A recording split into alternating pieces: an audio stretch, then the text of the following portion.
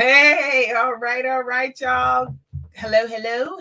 It is Tuesday, August 2nd, and you are hanging out with me, Kishshana Palmer, and we are jumping into another shot of vitamin K.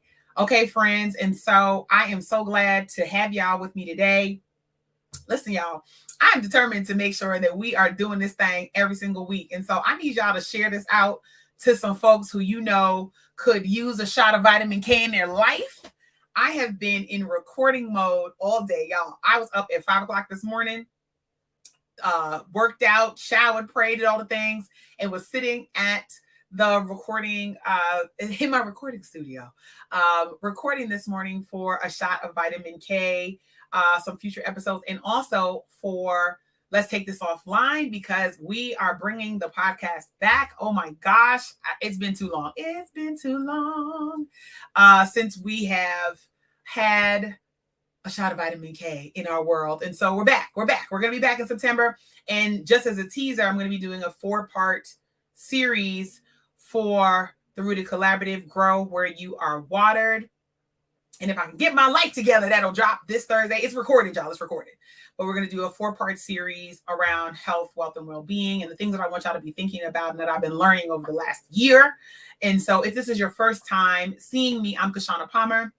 I am, I would say I'm a leadership coach and performance coach for sure. But at the end of the day, what I do is help people with relationships at work, relationships at home, and relationships with their self. I'm still leaning into this idea. My good friend Shanae said, Kishshana, you're a relationship coach. So I'm leaning into this. So come on into the room. So I spend all my time, all my time, y'all, helping amazing leaders live well and lead well through wellness-centered, DEIB, foundational leadership and management practices. I help people become better leaders and managers every day and feel better about themselves, feel more confident about themselves. And I'm going to be leading my world famous, according to me, Kish Camp, which I'm going to talk about later on in our live before we jump off. But that is for my managers who want to manage people better and lead with confidence. And so today I figured I would talk about something that actually is really, really important as we think about being a manager. And that is how to communicate with your team, what your team really wants from you. And so I do a lot of reading, y'all. I got to tell you, like on my desk right now, let me show y'all what I've gotten. Look, it's dog-eared, right? Atlantic is one of my favorite. Of course, I have HBS. Just because I'm into design and clothing, y'all know I have a little HGTV. I do a lot. The other day I was reading this tome on donors and understanding individual giving for my folks who are still in fundraising. I read about happiness. I read a lot. And the thing that sticks out to me from all of the work that I read, and as I do my own writing and as I work with clients, is around communication.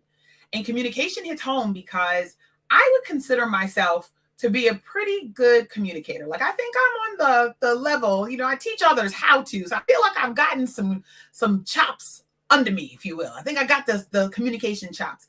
And yet, one of the things I'm learning about my communication style and how I navigate communicating is that when I care about folks, the more invested I am in that relationship, the less I communicate well. Like I don't communicate as well. I hold things in. I don't want to have hard conversations. I'm avoidant because I want to preserve the relationship so I don't tackle the challenge. And I cannot imagine how many relationships I have allowed to sort of like fall to the wayside over time because I just did not realize that the closer in you are to me, the less likely it is that I might say all of the truths, particularly if it's about things that affect me that I might have experienced in relationship with another person. And that happens for me whether I'm at work or it happens to me when I'm at home, like everywhere. So imagine I'm having these conversations with family members and I'm trying to avoid them, and I'm having conversations with friends, but not really having them. And with clients, easier because there's more distance. But once clients switch over to, and this happens sometimes with longevity, you're more into that friend role, less apt to have the kind of conversations because I worry that I won't have those relationships anymore. And I value them. So I always have to like measure how important is what I want to say. But my friends, if you've been there where you have held your tongue when you know you should have said something because you were concerned about the rejection aspect of in that relationship, are they going to still like me? Are we still going to be friends? Am I going to stop speaking to them? Am I going to have to make a different decision? If you've ever been in that situation, then you know how tough it is to have conversations. Exactly, Nicole. That's a legitimate concern that you kind of carry with you. So now let's take that to work. And let's take that to our team members. So you're a manager, right? Whether you're a manager of a team of 2, or you're a manager of a team of 30, or you have 5 direct reports who have 50 people reporting to them, however your verticals sort of stack down, you have got to be able to communicate lots of things, right? So you're communicating information about your company or organization. You're communicating information about things that are coming down the pipeline. You're communicating about goals, about process. You are demonstrating in your nonverbal communication about practice and process. So there's a lot of conversation that's happening all the time. And when you are charged with ensuring that your team is going to meet and exceed your goals, oftentimes it's easy to get caught up in the goals itself and not to focus on what your team actually needs. And so if you have been in that situation where you're like, look, y'all, I'm putting my blinders on and we just got to get to work, then just drop that in the chat. And if you're watching a replay, just put replay and say me, okay? Because I know that this is a genuine concern and a genuine challenge that managers have. We are charged with meeting and exceeding goals. Sometimes they're goals, y'all, that have been imposed on us, and sometimes they're goals that we create. And then we want to make sure that we actually meet and exceed those goals, but have we actually stopped for a second to enroll our team members to ensure that there's buy-in, to ensure that those goals that we've set out actually are, look, I like a BHAG, a big, hairy, audacious goal. I love them. But does every goal have to be a BHAG? I'm learning that the hard way. My team has showed me in action, because they are definitely my pom-pommers. My team members and former team members have shown me in action when my goals were way outsized for our capacity and sometimes for their desires. Goals. Okay, Letitia says, I actually asked my team this during my mid-year what they need from me. Perfect. Did your team members tell you the truth is the question. Because have you created the environment for your team members to be able to have both honest and transparent conversations with you? So here's where I want to start. I want to just dig into a couple of things that your team members are craving from you right now that you may be giving them a little bit of a sprinkle of, like sprinkle on top of ice cream, but you're probably not giving them a hose of. And we don't want to just get it to the right level of release. Okay. So number 1, your team wants your time. Yes, Nicole said, that's me. I create big goals and they don't always know about it initially. Exactly, because the goals start in your mind. So before I jump into time, the goals for us normally start out, it was late at night and I had 15 tabs open and I decided this is what we were going to do. Or for me, they start in the shower. Okay, y'all? I get in the shower and I'm like, you know what I should do? And then I come into my team meetings guns blazing. For me, it doesn't feel like guns blazing. For me, it feels like my mind is open. My creative juices are flowing. I can see my way. And then I have to actually pay attention to how my team members look, because sometimes I see their eyes just start to get all big. Like, what about the 19 other, wait a minute, hold on. So are we actually ensuring that the goals that we create are goals that our team members, with their current capacity, with their aptitude, with the resources we can provide for them, with the compensation that we can give them, are we sure that we can actually make those goals?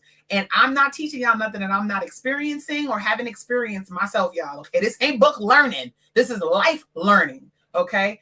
And so the first thing your team members need from you right now is time. And so I see Letitia said that she just did her mid-year check-ins. I love it. I want to challenge y'all to push beyond your mid-year check-ins. And I want you to add one more in. I want y'all beyond your weekly or bi-weekly one-on-one meetings. I advocate for weekly. But again, if your team is larger, if you have a lot of direct reports, I do not advocate having 26 hours a week of check-in times. You will not get any work done.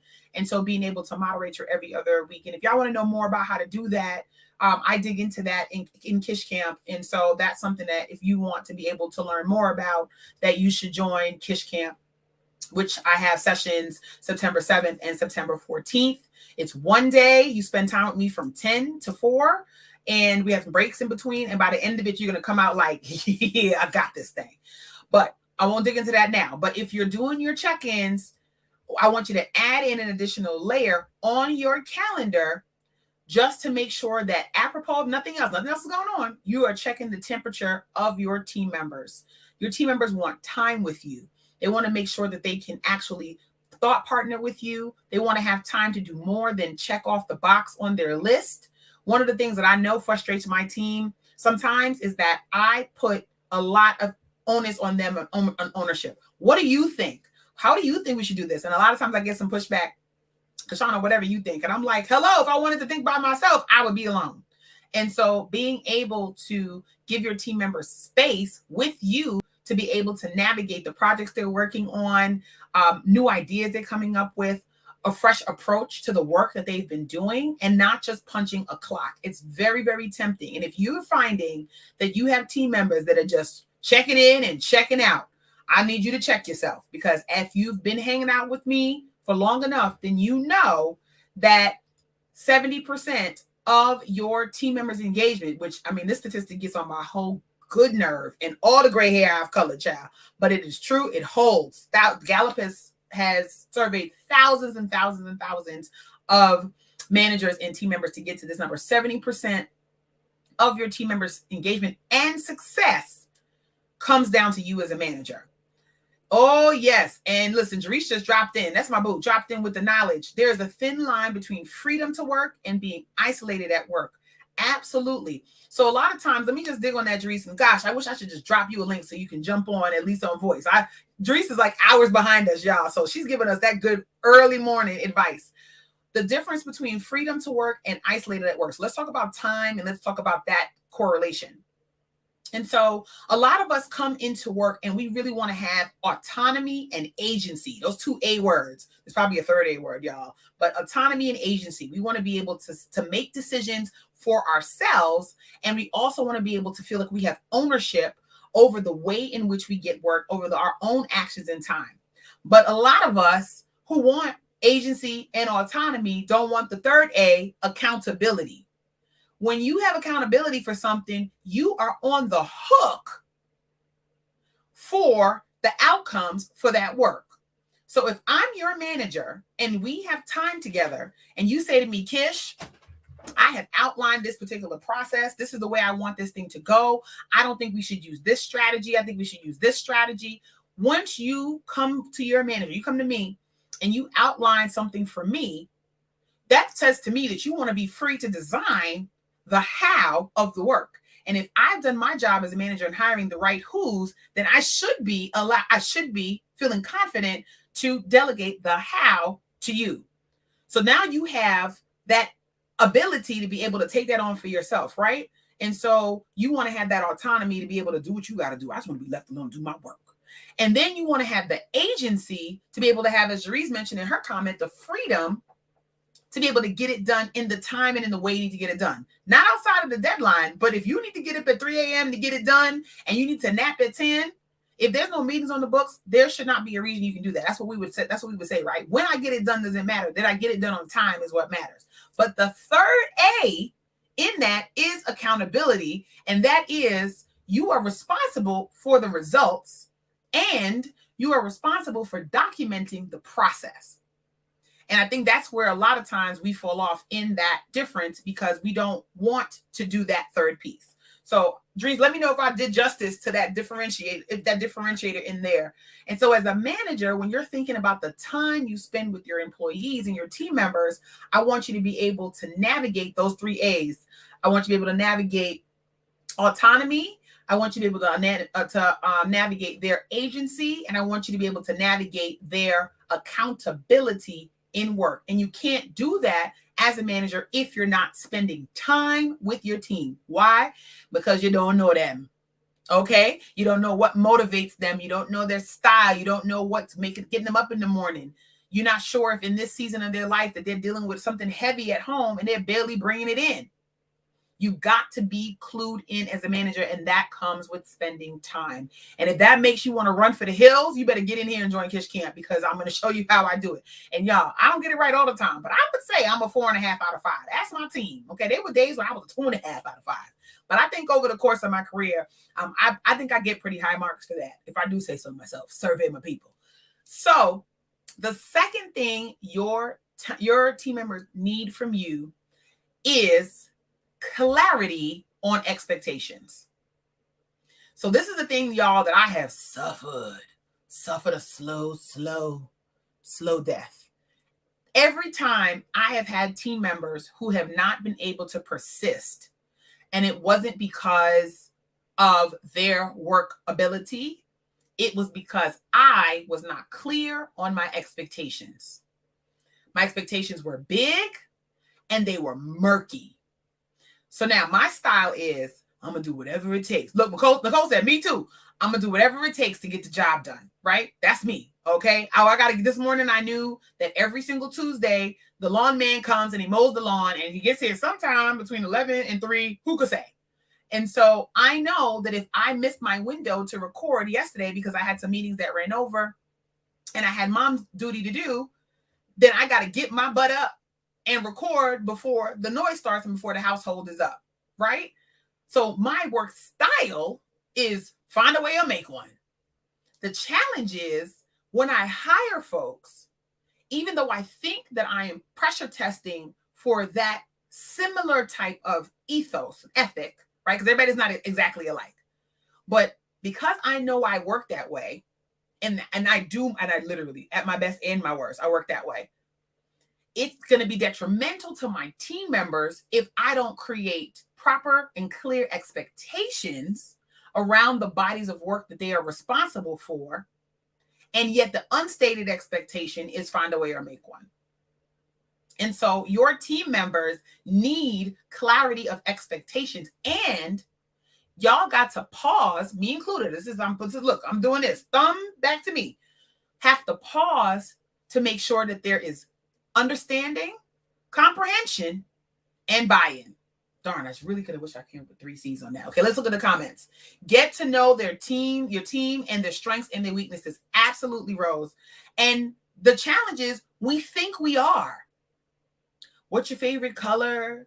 What's your favorite book? What you do this weekend? Oh, Kishshana wears glasses all the time. She's so fun. No, you got to get to know how people work and how they operate when they're at their best. And you have to be able to give grace so you can observe how they operate when they're under pressure. And if you work in a very high octane, high pressure environment where everything always feels urgent, it's always urgent and important, even though everything is not all urgent and important, but you operate in an environment that's like that, how are you creating crystal clear expectations so that your team members know when you got to throttle at 6th gear, when you got to throttle at 5th gear? I hear me talk about throttling all the time. When you got to be at 4, 3, 2, and 1, so that they're clear on where the line is, because everything is not urgent. Okay, so that's the second thing. So the first thing is that folks need time with you.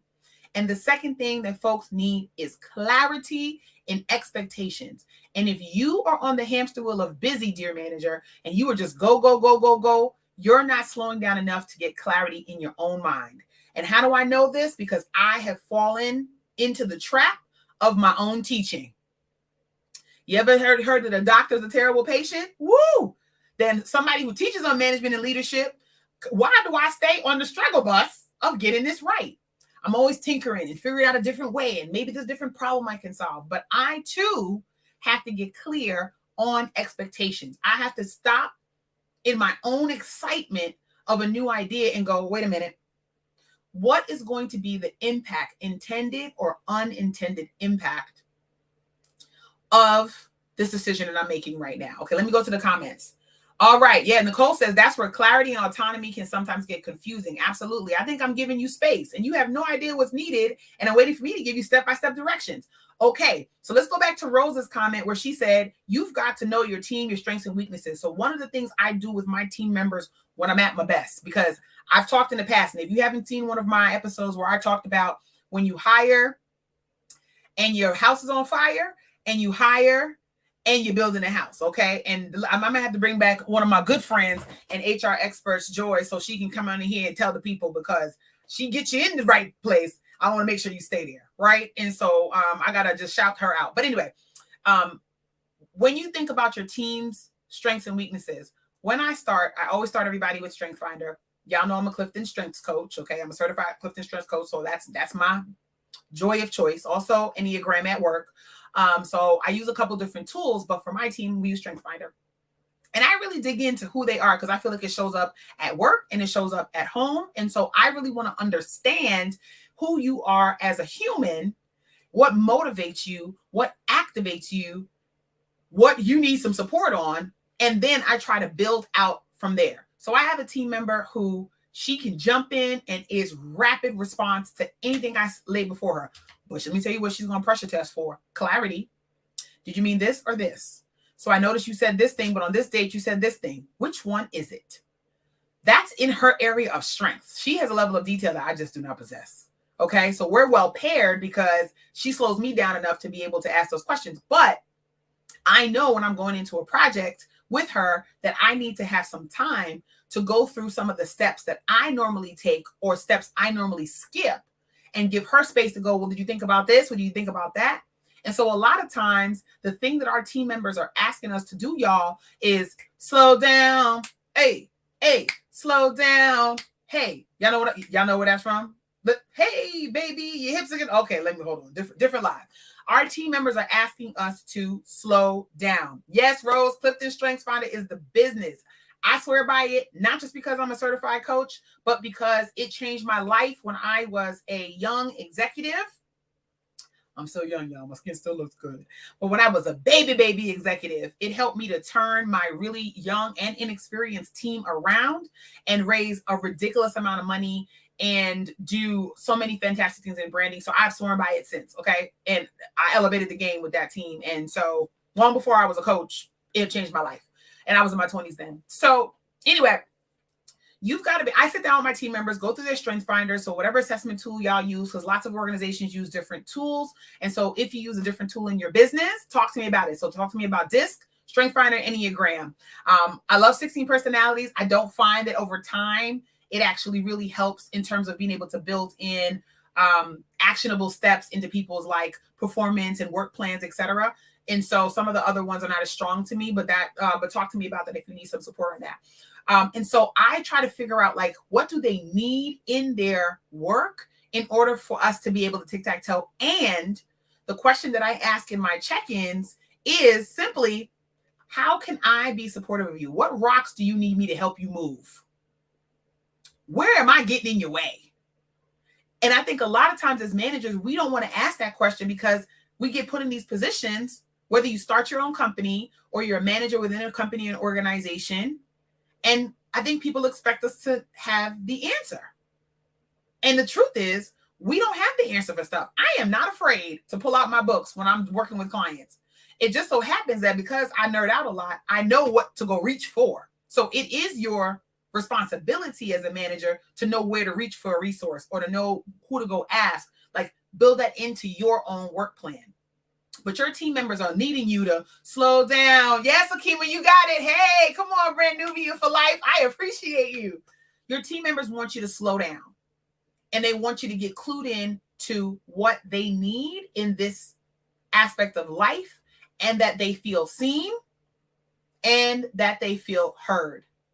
And if you're not doing that in your day-to-day management, then you are probably not communicating powerfully with your team members. So I could dig into much more things, but I just wanted to give you those 3 things. So what did I say, y'all? The first thing your team needs from you right now in order to be able to hit and exceed goals powerfully coming out of summer and going into the fall, they need time with you. So get it in between PTOs, get your check-in. How are you doing truly? How can I support you differently? Is there anything you need more of or less of? Had there been places where I'm getting in the way?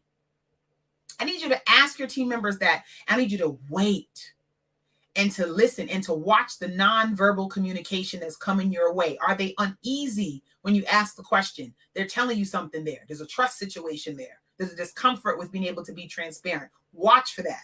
The second thing they need from you is clarity in expectations. Are you clear on what needs to get done? And if you shifted, have you said, hey, welcome, shift. Here's the context. Here's why we're doing this thing. I need to bring y'all along with me. What do you need to see, hear, and believe so that you can come along with me for the ride? And the third thing, there's probably like 10 things, y'all, but we're only going to do 3, is slow down. Brand new being style. Slow down. And I'm speaking to y'all and speaking to me. Sometimes putting pause on a project, sometimes slowing down where something is due, sometimes slowing down the cadence just for a little while so you can really assess where your team's strengths lie and where things need to shift is critical for you to be able to communicate with your team and for your team to feel like, what y'all, I see you and I hear you, and to feel like you've got their back.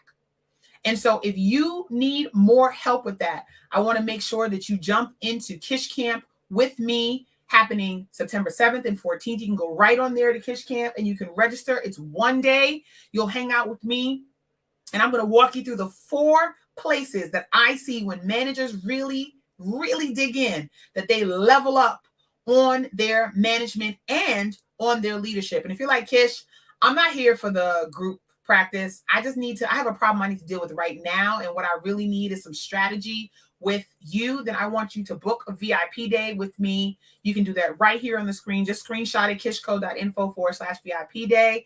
And you can get on the books with me.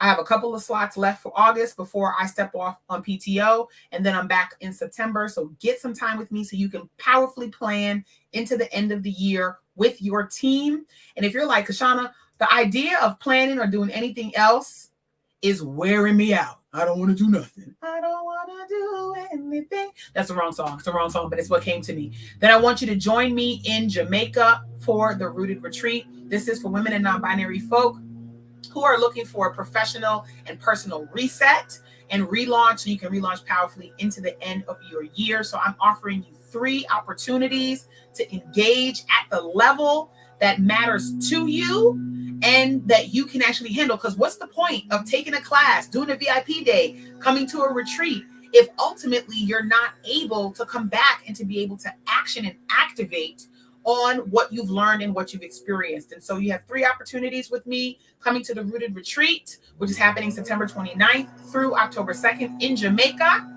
I am closing registration at the end of August, y'all. So you're going to hear me talk about this a lot.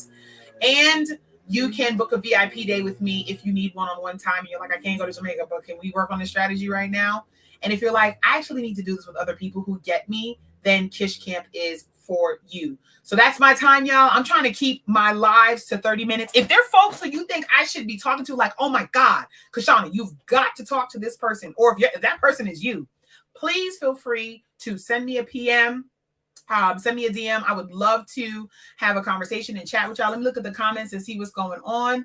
Oh, I see some good stuff. Okay, Rose said, DISC personally profiles have helped us assess external partners. Oh, yes, and how to work with them. Absolutely. And I have my DISC profile. I actually work with DISC quite a bit. And then Akima says, number 1, our teams need time with us and how to know if there are places we're getting in the way. Yes. 2, clarity and expectations. Even if there's a shift, bring the team with you for the ride. I love that recap. 3, slow down. Brand new being style. Taking a pause or an extension can make all the difference. And Akima says, I felt that. I love that, y'all. Okay, my friends, I'm going to jump out of here. If you are on LinkedIn, I will be on Friday morning for coffee with Kish. I'm trying something new just to see how to use the audio only tool. And we'll be dropping Grow Where You're Watered, which is going to be my limited series. And so we're just doing a well series this month on wellness and leadership. And I want to thank y'all so much for continuing to support me. And I will see y'all real soon. Not another Zoom call. How many times have you said that in your head this year? this month, this week, today. Now more than ever, Black women are often working under a cloak of stress and invisibility that forces us to adjust and cope far too often. And with never-ending Zoom meetings, conference calls, virtual team huddles, and other endless screen things, we're exhausted. Bottom line, we're zoomed out and we want out. What if I told you there's a premier experience that allows you to reconnect while you disconnect? The Rooted Collaborative is inviting you to join us in sunny Jamaica for the 2022 Rooted Retreat. For 3 rejuvenating days, your soul will be fed by our dynamic speakers, immersive conversations, and global community activities in ways that will ignite, empower, and revitalize you like never before. The stress doesn't deserve your best, you do. So treat yourself to the best at this year's Rooted Retreat presented by the Rooted Collaborative.